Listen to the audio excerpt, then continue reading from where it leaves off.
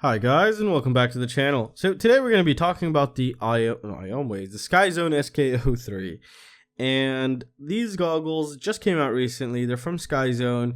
They are 4x3 goggles. They have dual diversity antennas, receivers, sorry, and it just has it's packed with features.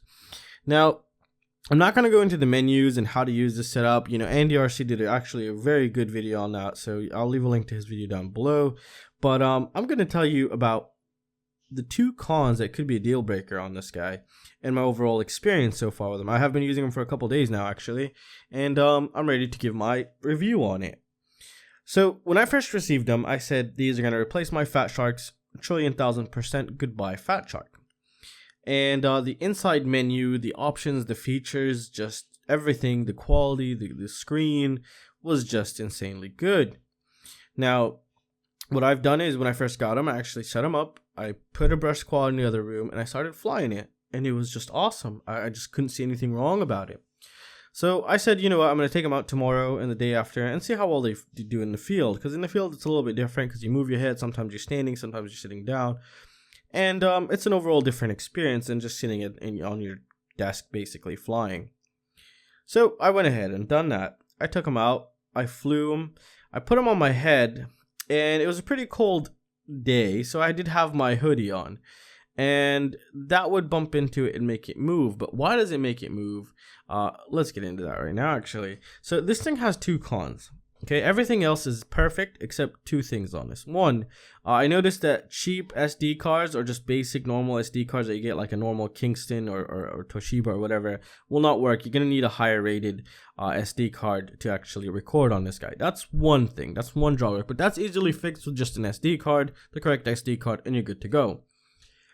However, the biggest issue was the nose thing. So let me explain this. Now, if your nose is bigger, it's pretty big, or it portrays earlier at the base, then you're going to have some problems. And let's take this into perspective. This is going to look kind of wrong, so, you know, just for the sake of the review, just bear with me. So here's your nose, okay? And you put this on, and this is the correct place where, you know, normally things would sit on your nose, for example. When you do this, then you're going to have some problems, because when you put it like this, the goggle's actually not with the line of sight. It's actually pushed up a little bit like this. So what you do is you get blurring on the bottom. And what you have to do is you have to pull this guy, move him down, and put him here. However, when you do that, it becomes unstable and it has a tendency to move. So what happens is, for example, I had a cold day, so I had my hoodie on. And when you know, the hoodie would hit the antennas and then it would put it out of place here. So that was a very big problem. I mean, you know, even doing this, it's actually even hurting my finger here. So that is the biggest issue with this. So if you have a pretty small nose at the base, then you're good to go. But if not, then you might run into some issues. However, it could be fixed with a thicker foam, many other things. You know, possibly put I don't know, just maybe make a little adapter to push this up a little bit more, or I really don't know, I haven't really looked into it, or maybe even file this down or something. So that is the biggest issue with this. They were going to replace my Fat Sharks 100%, but that really does affect the way that I use them, and I'm really not comfortable. Now, I'm not complaining like I'm bitching or anything. It can be pretty bad, actually. So take that into consideration before purchasing these. You know, I'm emphasizing on that. It's not a little thing. It could be a very big thing. Now, overall, other than that issue, how did they perform now since we got that out of the way? They were the best goggles I've used, other than the cons that I just said. So I wish there was some way where I could take the internals, put them in my Fat Sharks case, and use them. They're that good.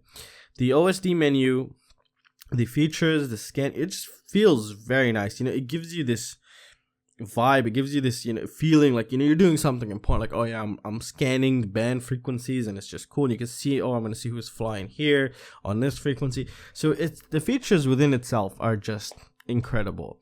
The quality, the size of the screen, the resolution actually looked insanely good. I didn't see any pixelation.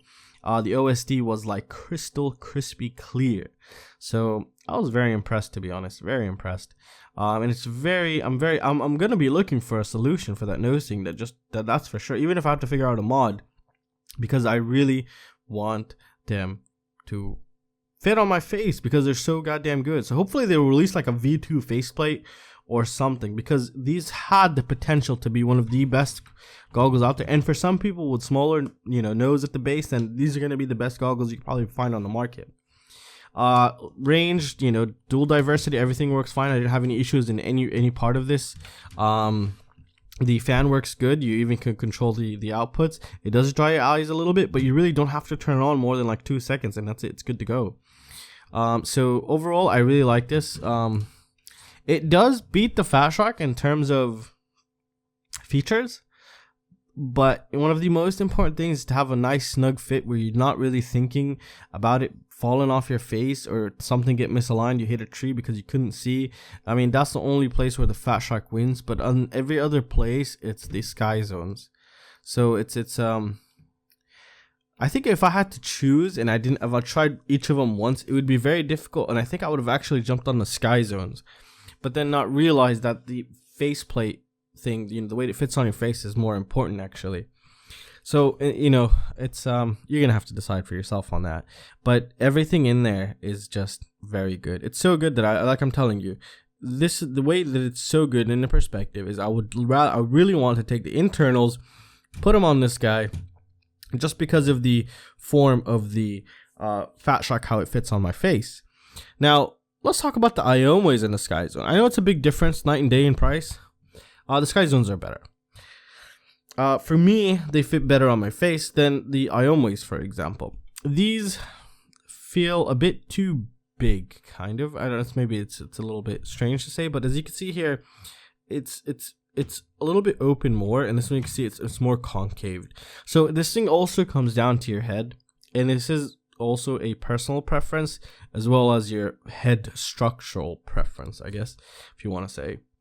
So still the Fat Shark for me fit the best and it felt the best, but the features in that made this look like a piece of crap. But this doesn't fit on your face. It's a very vicious circle. I could keep going on for a whole day just talking about them. Overall, the goggle itself, its features, its functionality was very good, 10 out of 10.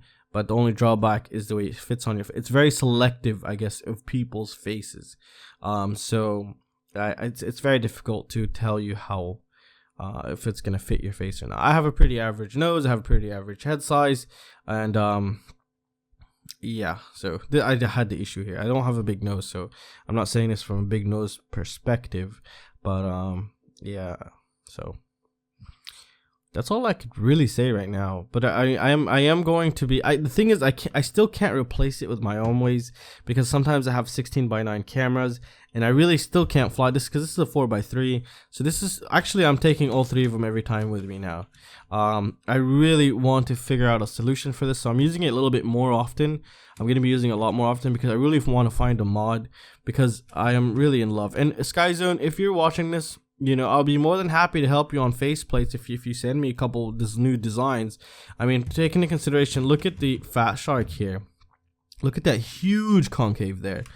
And you guys don't have anything. This is the issue right there for the Skyzones right there. If you had this pushed down, but who cares about? I love the camera, by the way. This thing switches hella quick, and I actually use it. I'd rather use this than take it off my head, because when I take it off my head and put it on my forehead, the thing fogs up on every goggle I use. So I'd rather just click it and walk around, and it's pretty good. You're not gonna be tripping on anything using this camera. I really liked it. I really did enjoy that feature too a lot. And I forgot to even mention the LED. The LEDs are just awesome. I mean, it's a cosmetic thing, but it just gives that vibe that you're just doing something awesome, as well as with the OSD inside. So it's a very difficult one. All I could tell you is the internals, the functionality, everything works beautiful, except the face fitting part, which will come down to you, and I can't really say anything but about that nose thing of how to fix it. What you have to do is you have to pull the goggle down, push it like this to get it to align perfect, so you don't have any blurring on the top or bottom. And that's it, guys. So I really hope you guys enjoyed the video, and consider joining my Patreon, because I am going to be doing a lot more giveaways, and I'm going to be dedicating I'm actually going to be doing this full time, so I will be doing a lot of giveaways. I have 2 micros to be away to the Patreons as well, the high-end build. However, I'm going to give the micros before the high-end build finishes, just because I feel bad for making you wait a little bit long, because I haven't had the time to actually build it. So I will be giving away an awesome 100, I think, the micro, the awesome 100 micro. It's a brand new one. And I'll also be giving away the iFlight Strider Micro X2 micro. It's the advanced edition, which is pretty sweet. It's a nice looking micro quadcopter. So consider joining Patreon. For every dollar you put in, you have a better chance of winning.